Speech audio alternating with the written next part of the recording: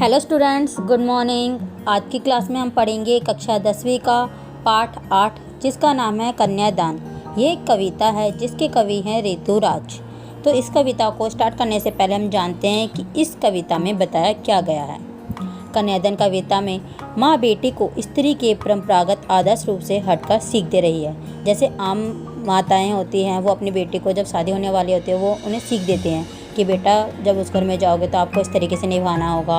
और लड़कियों की जब शादी हो जाती है तो डोली एक बार जाती है और उसके बाद अर्थी घर आती है। इस तरीके की वो उन्हें सीख देती है कि हमेशा उस घर को बनाए रखना, ज़्यादा उल्टा मत बोल।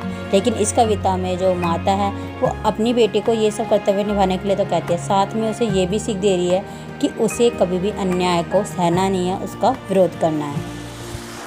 कवि का मानना है कि समाज व्यवस्था द्वारा स्त्रियों के आचरण संबंधी जो प्रतिमान गढ़ ले जाते हैं वे आदर्श के मुलम्मे में बंधन होते हैं। हमारा समाज क्या है, वो केवल स्त्रियों के लिए ही नियम बनाते रहता है कि स्त्रियों को ये नहीं करना, वो नहीं करना। और ये सारे जो आदर्श है वो केवल बंधन ही है। कहते हैं ना, लड़कियों को ज़्यादा नहीं बोलना चाहिए, लड़कियों को ये नहीं करना चाहिए, लड़कियों को वहाँ नहीं जाना चाहिए, लड़कियों को बाहर जाके काम नहीं करना चाहिए। ये सारे केवल लड़कियों के लिए ही बंधन बनाए जाते हैं, जिनको वो कहते हैं आदर्श। यानी कि एक अच्छी स्त्री वही है जो घर को देख के चलती है, बाहर काम नहीं करती। इस तरह के जो लोगों की सोच है उसके लिए कोमलता के गौरव में कमजोरी का उपवास छिपा रहता है। लड़की जैसा ना दिखाई देने में इसी आदर्शीकरण का प्रतिकार है। बेटी माँ के सबसे निकट और उसके सुख दुख की साथी होती है। जैसे हर किसी के घर में होता है, बेटी अपनी माँ की एक तरीके से साथी, एक मित्र होती है जिसके साथ माँ अपने सुख दुख को बांटती है। इसी कारण उसे अंतिम पूंजी कहा गया है, क्योंकि जब शादी हो जाती है तो लड़की अपनी माँ से दूर हो जाती है, जिसके कारण माँ का जो साथी होता है, सुख दुख का साथी होता है, वो उससे दूर हो जाता है, जिसके कारण माँ को लगता है कि उसकी जो पूंजी थी वो अब चली गई है। कविता में कोरी भावुकता नहीं बल्कि माँ के संचित अनुभवों की पीड़ा की प्रामाणिक अभिव्यक्ति है।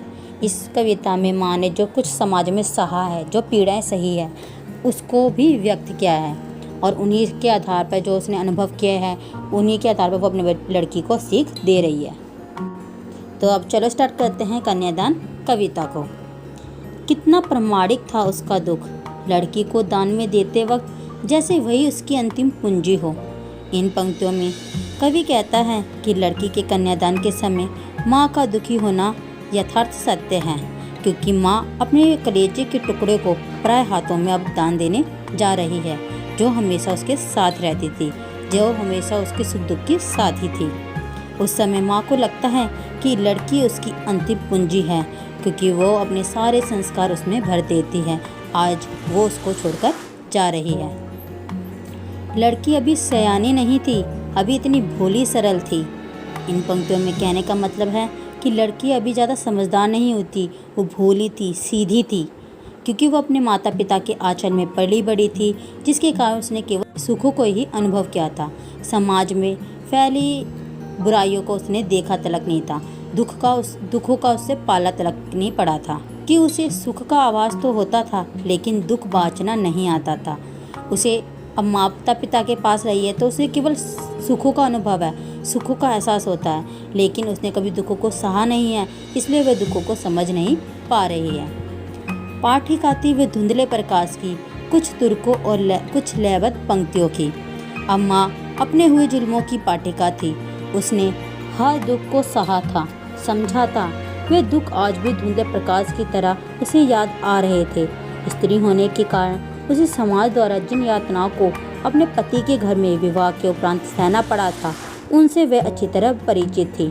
समाज द्वारा लड़की के लिए निर्मित कुछ तर्क, लयबद्ध परंपरागत उक्तियों को वह अच्छी तरह समझती थी। इस लाइन का मतलब यह है कि हमारे समाज में लड़कियों पर कुछ ना कुछ पंक्तियाँ हमेशा गढ़ी जाती है, उनके बारे में कुछ ना कुछ कहा ही जाता है। उसी परंपरागत उसूलों के कारण उसे सारा जीवन स्त्री होने के कारण दुखों को सहना पड़ा।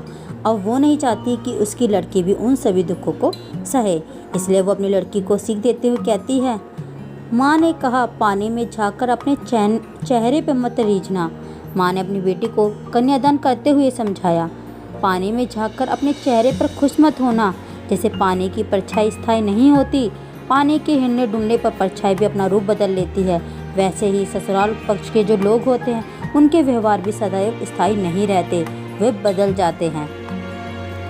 आग रोटियां सेकने के लिए है, जलने के लिए नहीं।